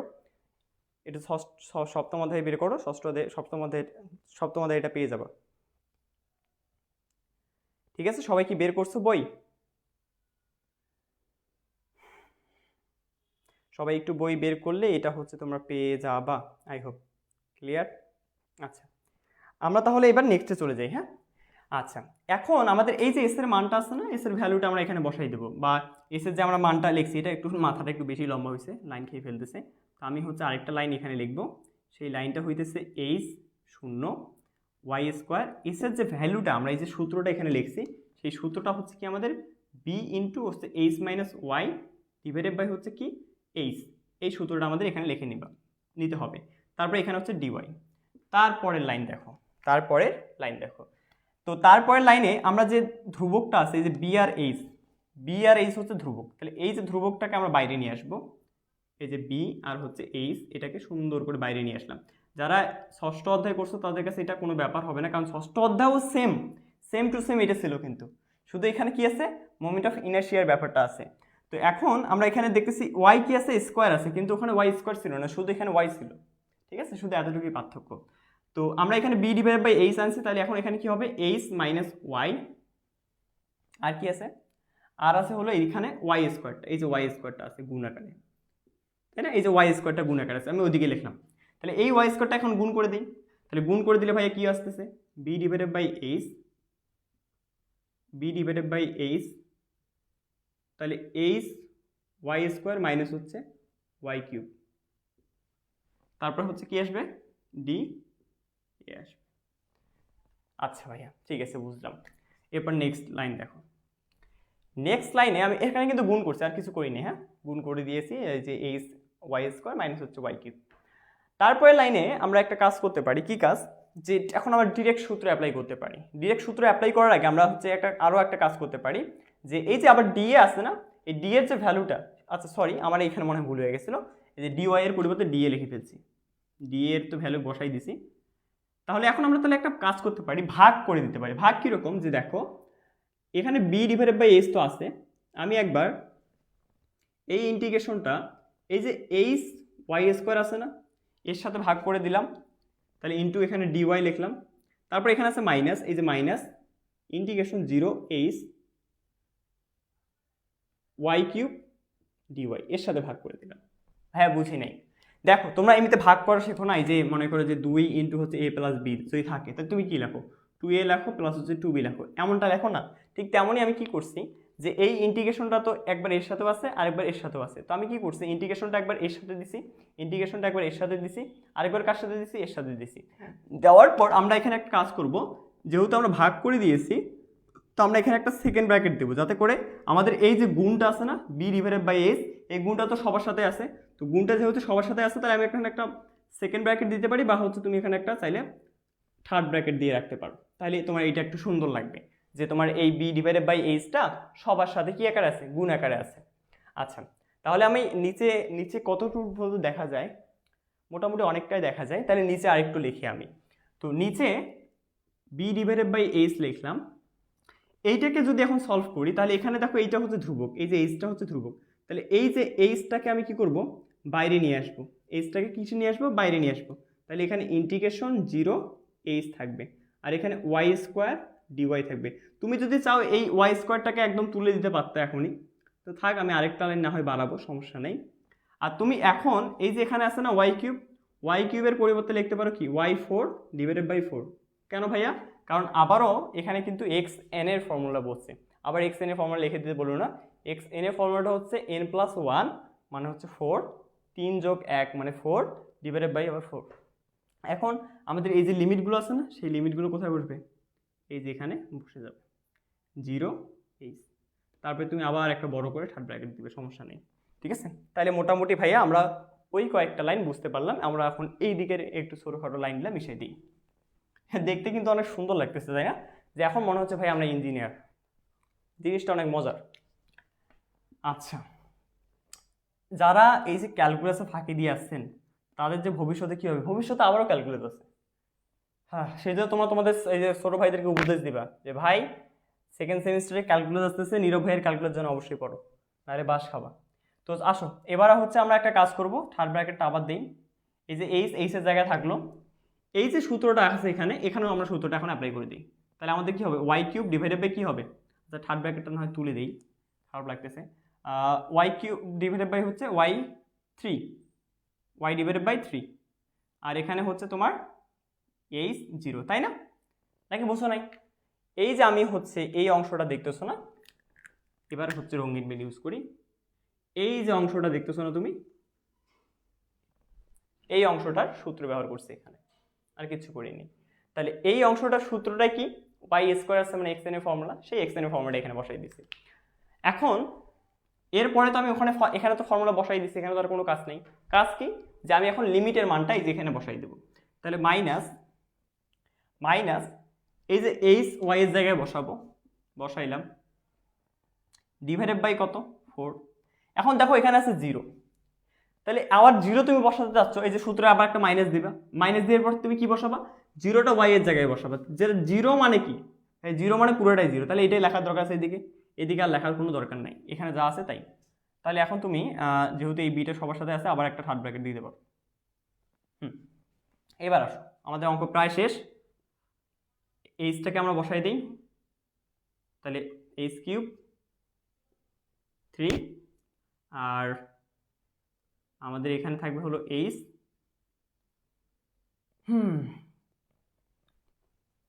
গুণ আকারে আছে, তাহলে দেখো এইচটাকে আমরা বসাই দিলাম এখানে, তাহলে কি 0 নেওয়ার দরকার আছে, 0 কিউব করার দরকার আছে না ভাই, কারণ 0 হয়ে যাবে, তাই 0 কিউব করার দরকার নেই, তাহলে যা আছে তাই থাকবে, এইচটা খালি এর সাথে গুণ আকারে থাকবে, তাহলে এখানে কি হবে এইচ 4 আর এখানে হচ্ছে তোমার 4, তাহলে দেখো তো এই যে এইচ আর এই যে এইচ কিউব, এই যে এইচ আর এইচ কিউব গুণ করলে কি হচ্ছে বলো? গুণ করলে তো H4 হচ্ছে, নিচে কত 3। তাহলে দেখো তো, আমরা যদি আল্লাহ জানি যদি ভুল হয়, তাহলে কিন্তু এখানে যদি কোনো একটা ভুল হয় ছোট্ট জিনিস, তাহলে এখানে পুরোটাই ভুল হয়ে যাবে। হ্যাঁ, দোয়া করো যেন ভুল টুল না হয়। ঠিক আছে, 3 সাইডে 12, 3 সাইডে যদি 12 হয় ভাইয়া, তাহলে এখানে হবে 4H⁴ মাইনাস আবার 3 সাইডে 12, তাহলে 3H4। এতটুকুই তো হওয়ার কথা নাকি? জি ভাইয়া। তারপর এখানে যেহেতু গুণ আকার আছে এরা, আমি যদি এখানে ক্যালকুলেশন করি, তাহলে এখানে পাচ্ছি কত বলো তো? নিচে কি দেখা যায় রে? নিচে কি দেখা যায়? না দেখা না গেলে যে এটা মিশিয়ে দিতে হবে আমাকে। তোমরা একটু স্ক্রিনশট দিয়ে নাও, স্ক্রিনশট দিয়ে নাও।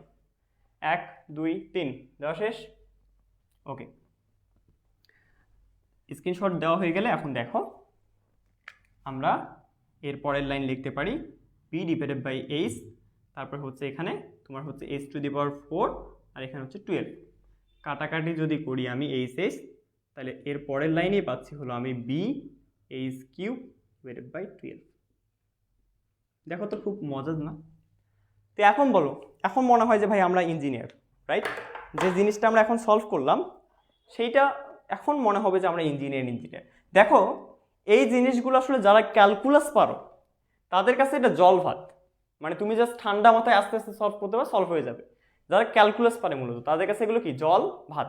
কিন্তু যারা ভাই ক্যালকুলাস পারেন না তাদের কাছে তো এটা মানে আকাশ পাতাল বলা যায়, আকাশ পাতাল আর কি। ঠিক আছে, এমন একটা অঙ্ক দিছি। যারা ক্যালকুলাস শেখেন নাই তাদের জন্য আর কিছু বলার নেই। আপনারা একটা কাজ করবেন, আপনারা হচ্ছে এই ভিডিওটা যদি না বুঝেন তাহলে আবার রিপিট করবেন, কারণ খুবই স্লোলি কথাগুলো বলছে। আমি কিন্তু চাইলে অনেক ফাস্টলি এটা শেষ করে দিতে পারতাম। ঠিক আছে, তো বলেন, আপনারা কি এখন ইঞ্জিনিয়ার হয়ে গেছেন? আপনাদের কি মনে হয় না যে এখন আপনারা ইঞ্জিনিয়ার? আপনাদের কিন্তু এরকম একটা মনের ভেতরে কিন্তু একটা অনুগ্রহ বা আগ্রহ মানে কাজ করবে যে ভাই হ্যাঁ মনে হচ্ছে যে আমরা মনে হয় ইঞ্জিনিয়ার হয়ে গেলাম। ঠিক আছে, ওরকমটাই মনে হচ্ছে। ঠিক আছে, সব কিছু ঠিকঠাক আছে রে, নাকি মাথা ঘুরতেছে? বলো, মাথা কি ঘুরতেছে আদৌ?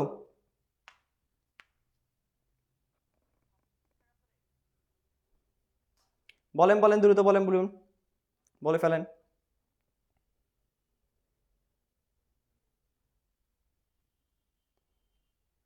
আমাদের আর একটা কাজ বাকি আছে, ওইটা করলে আমাদের এই অধ্যায় শেষ। আমাদের মাথায় রাখবা যে এই অধ্যায় থেকে কোনো ম্যাথ আসে না। এই অধ্যায় থেকে সাধারণত কোনো রকমের ম্যাথ আসে না। এই অধ্যায় থেকে কোনো রকমের ম্যাথ আসে না। এই অধ্যায় থেকে কোনো রকমের ম্যাথ আসে না। আমাদের শুধু এই অধ্যায় থেকে প্রুফগুলোই আসে বেশি। ঠিক আছে, প্রুফগুলো আসে হলো আমাদের এই অধ্যায় থেকে বেশি।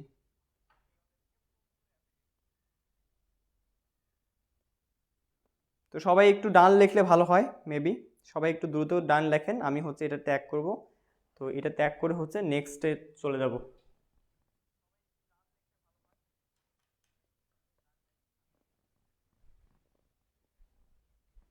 একটু দ্রুত করো, আর একটা বিষয় আছে সেটা বোঝাই দিলে শেষ।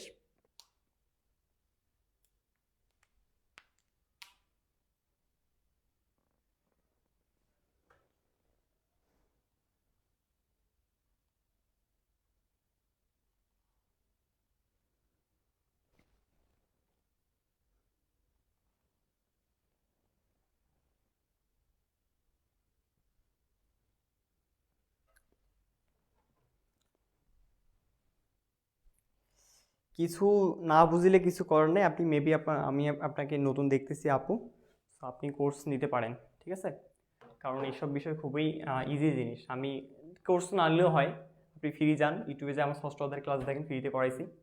তো ওই ক্লাসে এগুলো সব খুব সুন্দরভাবে আস্তে আস্তে বলছে আর কি। তো ক্লাসগুলো দেখেন। আর দেখে কি হবে বলো, আমি কি বলবো, দেখে আসলে কিছুই হবে না যদি তোমরা ক্যালকুলাস না পারো। যে আসলে এগুলো ক্যালকুলাস পারে না তার আসলে না বলাটাই ভালো, আপনার ভাই না দেখলেও চলবে। কারণ আপনি যদি ক্যালকুলাস না পারেন তো খামোখা বেকার, এগুলো আসলে হবে না আপনাদের দ্বারা। তো সময় আছে ভাই, যদি তোমাদের চেষ্টা থাকে যে ভাই না ভাই আমি ক্যালকুলাস পাই না তো কি হয়েছে, শিখি নাই, এবার শিখলাম। ক্যালকুলাসের ভিডিও আছে ইউটিউবে, ক্যালকুলাসের ভিডিওগুলো দেখে শেষ করেন। সেটা তো পারবেন না নাকি? সেটা যদি না পারেন তাহলে আর কি বলবো, আর কিছু বলার নাই। ঠিক আছে, আর একটা ছোট জিনিস আছে, সেটা একটু দেখাই দিই।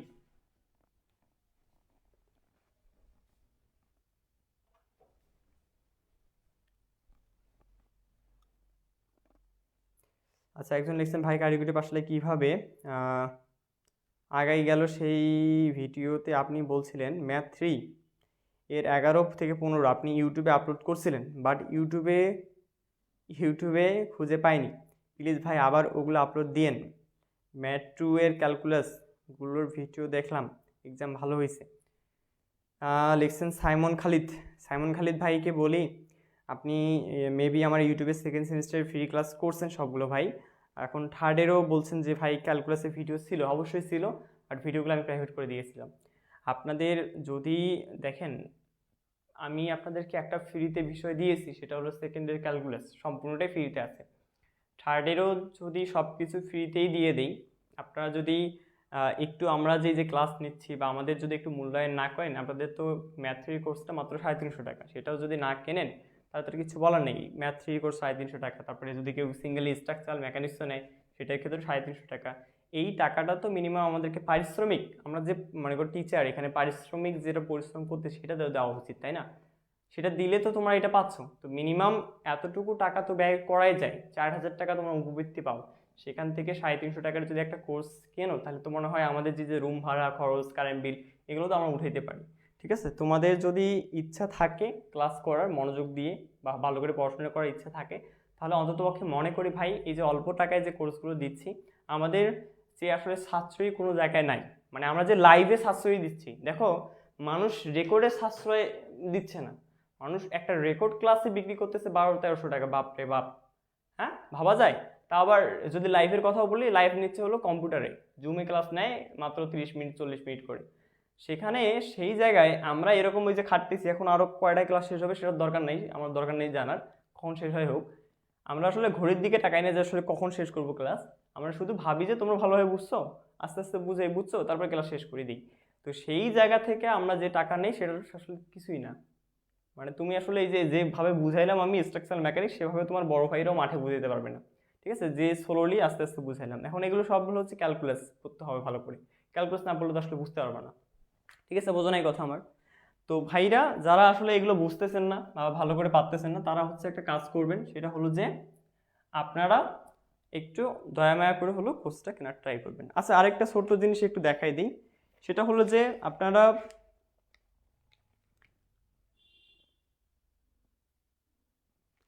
আপনারা হচ্ছে এই যে লাস্টে আরেকটা জিনিস দেখবেন, লাস্টে আরেকটা কথা বলছে, একটু বইয়ে দেখাই দিই। এই যে বইয়ে দেখতেছো না, লাস্টে কি লেখা আছে বলো তো? এই যে এখানে আমি একটু আলো দিয়ে দিই। লাস্টে হচ্ছে তোমাদের প্রমাণ করছে হলো B/HQ/36। এই যে লেখাটা আছে না, এইটা হচ্ছে তোমরা একটা কাজ করবা, সুন্দর করে এটা মুখস্থ করে রাখবা। ওকে, এই 2 লাইন কি করবা তোমরা হচ্ছে একটু মুখস্থ করে এই প্রুফটা করে দিবা। ঠিক আছে, আচ্ছা এরপরে আমরা হচ্ছে নেক্সট কোশ্চেনটা যেটা সলভ করব, সেটা হলো আমাদের আয়তকার ক্ষেত্রের বা সেকশনের মডুলাস। আয়তাকার সেকশনের ক্ষেত্রফল বা মডুলাস। ঠিক আছে, আহা আলোগুলো, আচ্ছা যাই হোক, সো এটা মিশাই দেই। আয়তক্ষেত্রের সেকশনের মডুলাস, এটাও সহজ জিনিস, এখানে কিছু নেই, খালি আমরা এর দূরত্বটা দ্বারা ভাগ করলেই হয়ে যাবে ভরকেন্দ্র হতে। ঠিক আছে, এটা সহজ। এটা হচ্ছে তোমাদের দাগাই দিয়েছিলাম আমি সংক্ষিপ্তে 2 নাম্বার। এটা 2021 সালের রেফার পরীক্ষা আসছিল এবং 2021 সালের বোর্ড পরীক্ষাতেও আসছিল। তাহলে ভাবো কতটা ইম্পর্টেন্ট কোশ্চেন, কিন্তু ছোট্ট কোশ্চেন। প্রমাণ করো যে, এটা একটু দেখো সবাই, হ্যাঁ এটা সবাই পারবে, এখানে ক্যালকুলাস কিছু নেই। ঠিক আছে, প্রমাণ করো যে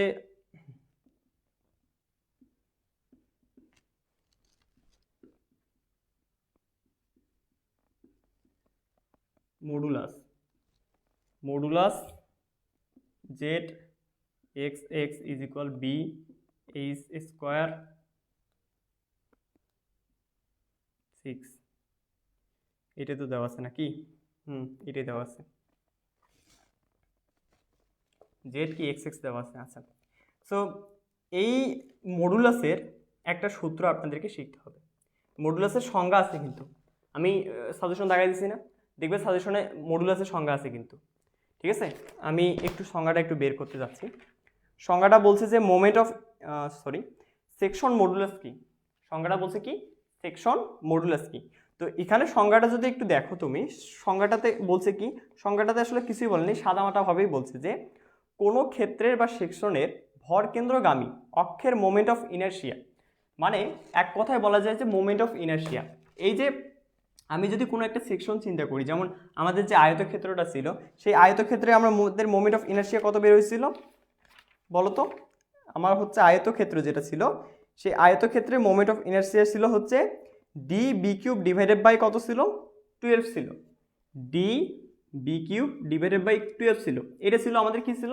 মোমেন্ট অফ ইনার্শিয়া। তাহলে ওইটার কথাই বলছে যে কোনো একটা ক্ষেত্রে, সেটা আমাদের হতে পারে আয়তক্ষেত্র বা সেটা হতে পারে আমাদের ত্রিভুজ, তাহলে ওই ক্ষেত্রের সেকশনের ভরকেন্দ্রগামী অক্ষের মোমেন্ট অফ ইনার্শিয়া, এই যে মোমেন্ট অফ ইনার্শিয়া, এই ইনার্শিয়াকে ওই ক্ষেত্রের বা সেকশনের ভরকেন্দ্রগামী অক্ষ হতে বহিস্থ প্রান্তের দূরত্ব দ্বারা, অক্ষ হতে বহিস্থ প্রান্তের দূরত্ব দ্বারা, অর্থাৎ আমাদের যে এই যে আমাদের যে সেকশনটা আছে, এই সেকশনের যে অক্ষটা আছে, এই অক্ষ হতে বহিস্থ প্রান্তের যে দূরত্বটা, এই যে ডি ডিভাইডেড বাই 2, এই যে দূরত্বটা আছে, এই দূরত্ব দ্বারা ভাগ করলে, এই দূরত্ব দ্বারা যদি আমি ভাগ করি, তাহলে যে রেজাল্টটা পাবো সেটাই হচ্ছে আমাদের মডুলাস, সেটাই হচ্ছে কি আমাদের সেকশনের মডুলাস। তাহলে ভাই সংজ্ঞাতেই তো ভাই সব কিছু দেওয়া আছে, তাহলে আমাদের আর কি লাগে?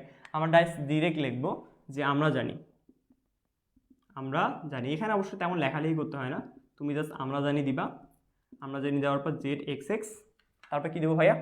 তারপরে হচ্ছে তুমি এখানে দিবা হচ্ছে এই যে ডিরেক্ট হচ্ছে এ এক্স এক্স দিতে পারো। এ এক্স এক্স দ্বারা বোঝাচ্ছে মূলত ওই যে তোমার হচ্ছে কি বলে মোমেন্ট অফ ইনার্শিয়া। তাহলে moment of inertia divided by কি, এই যে দূরত্বটা, এটা দিলাম। এটা দেওয়ার পর তারপর কি করবো? তারপর হচ্ছে তুমি এখানে লিখবা যে এইটার মোমেন্ট অফ ইনার্শিয়া কত? D b cube divided by হচ্ছে 12 ডিভাইডেড বাই কত? D divided by 2। এখন is equal d b cube divided by 12 into 2 divided by d. একটু কাটাকাটি করি, তাহলে এখানে আসতেছে 6, ডি ডি কাটলাম, তাহলে আসতেছে কত ফাইনালি রেজাল্টটা? ভাইয়া উপরে থাকতেছে আমার বি কিউব ডিভাইডেড বাই কত? 6, বি কিউব ডিভাইডেড বাই 6।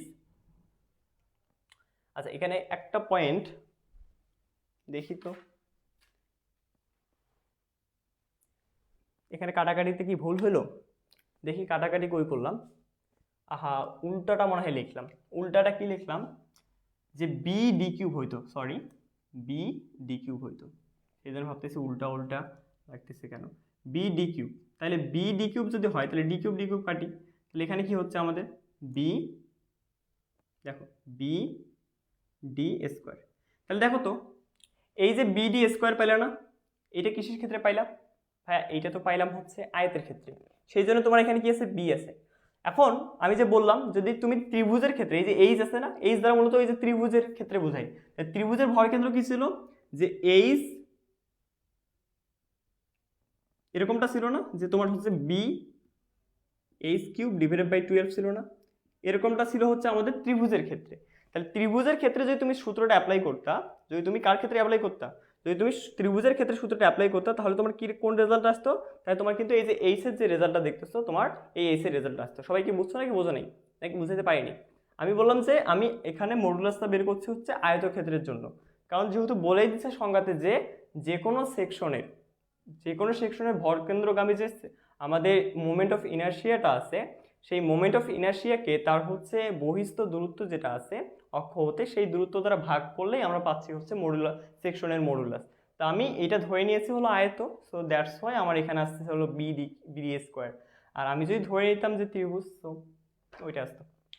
এটাই। ওকে ভাইয়া, বুঝলাম। তাহলে আমাদের মোটামুটি মোটামুটি মোটামুটি শেষ, সব কিছু শেষ, বাংলাদেশ আমাদের। দেখি এবার কার কি কোশ্চিন। ভাই একটু ভুল করে ফেলছি, 519 টাকায় জায়গায় 510 টাকা পাঠাই দিছি, এখন কি করব? কখন পাঠাই দিচ্ছেন, কবে পাঠাই দিচ্ছেন ভাই? কথা বুঝি নাই আমি কিছু। কখন বলছেন ভাই, কবে পাঠাই দিচ্ছেন, কোথায় পাঠাই দিচ্ছেন, কাকে পাঠাই দিলেন? আমাদের কিন্তু এখানে প্রতারক বর্তমানে চালু হয়েছে অনেক কয়টা, সো আপনার প্রতারক হতে কিন্তু সাবধান থাকবে না। তো বলেন, এখন আমার মোটামুটি ক্লাস শেষ, এখন আপনাদের সাথে একটু গল্প সল্প করবো।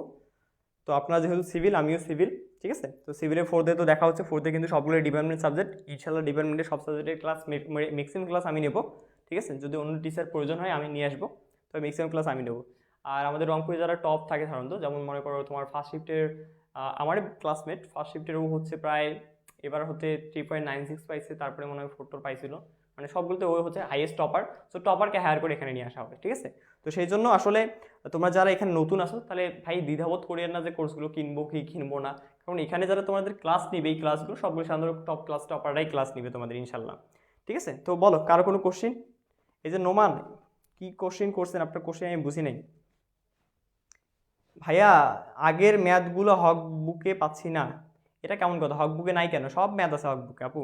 আপনি হচ্ছে ইয়াতে দেখেন, কি বলে, উদাহরণে দেখতে পারেন, বইয়ের ভেতরে দেখতে পারেন।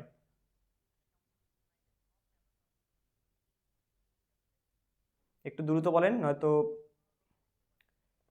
লাইভটা শেষ করব আমি। কারো কোনো কোশ্চিন জানার থাকলে একটু দ্রুত বলেন। কারো কোনো কোশ্চিন জানার থাকলে একটু দ্রুত বলেন।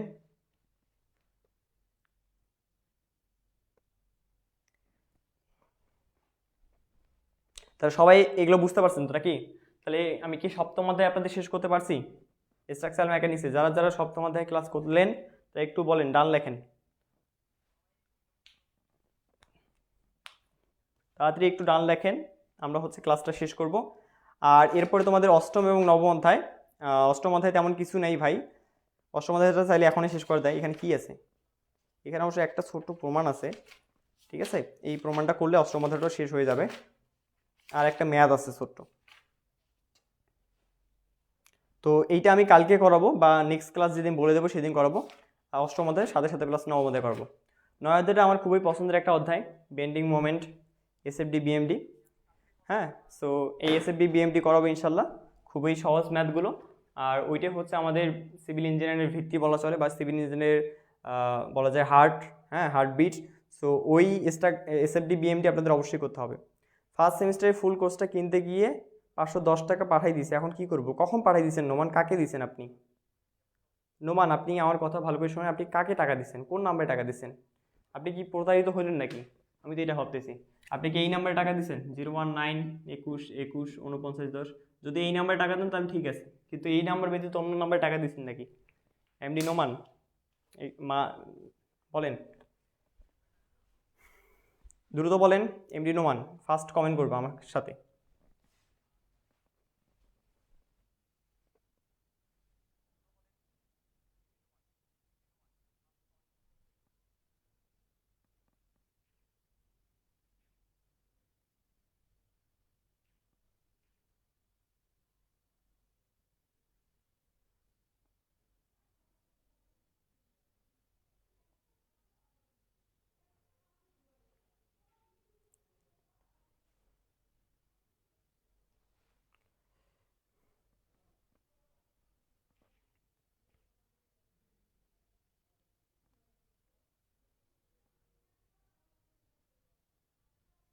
সো এই নাম্বারে আপনি কখন টাকা দিচ্ছেন? আপনার টাকা তো আমি দেখি নাই, বা আপনি যদি টাকা দিয়ে থাকেন তাহলে আমাকে হচ্ছে হোয়াটসঅ্যাপে নক দেন। সো সবাই এখন ভালো থাকো, সুস্থ থাকো, আল্লাহ হাফেজ, নেক্সট ক্লাসে দেখা হচ্ছে।